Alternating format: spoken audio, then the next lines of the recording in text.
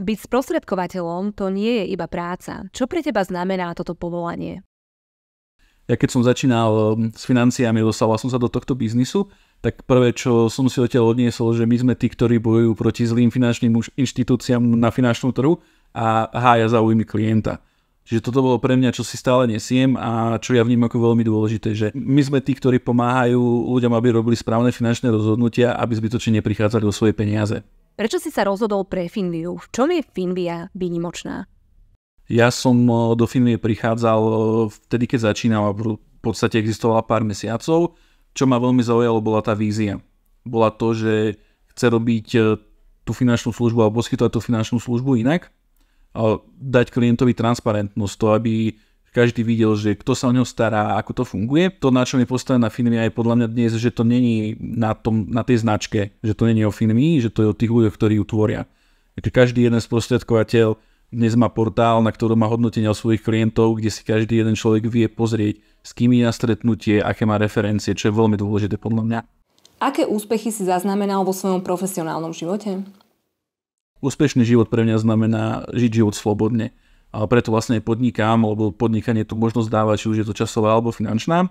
A čo sa týka biznisu, najväčší úspech, alebo to, čo si najviac cením, je to, keď vidím úspechy mojich ľudí, keď sú napríklad povyšovaní, alebo keď vidím, ako rastú, či už profesne, alebo osobne v rámci tohto biznisu.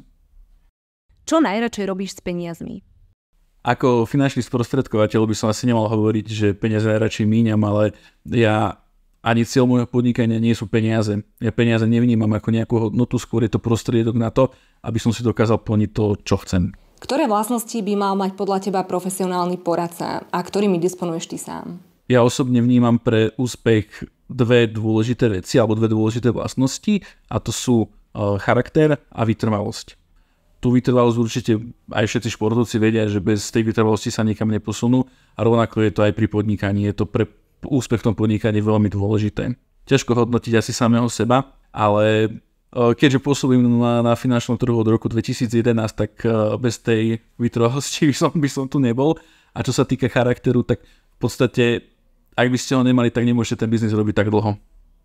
Čo je pre teba v rámci vytvárania tímu to najdôležitejšie? No, na to, aby tým fungoval dobre, tak musí mať správnu chémiu. Čiže tí ľudia musia k sebe pasovať. Ak nepasujú, tak je to problém a tí, čo pracujú s ľuďmi, vedia, aké to je potom náročné. Preto je toto veľmi dôležité. A druhá veľmi dôležitá vec je charakter toho človeka, pretože všetko ho dokážete naučiť. Každý jeden skills ten človek dokáže získať, ale ten charakter mu nepretvoríte. Prekonávame rekordnú infláciu. Čo radíš svojim klientom, aby ste z ňou prešli čo najpohodlnejšie? Dnes vnímame infláciu, pretože sa o tom všade píše, všade sa o tom rozpráva, je to také najvypuklejšie, ale ono to zo sebou prináša aj napríklad krízu na finančných trhoch. Tá častokrát tých klientov dokáže postihnúť o mnoho viacej, preto bolo veľmi dôležité v období, keď tie trhy padali, aby klienti svoje úspory, ktoré tam majú a nainvestované prostriedky, aby ich odtiaľ nevyberali.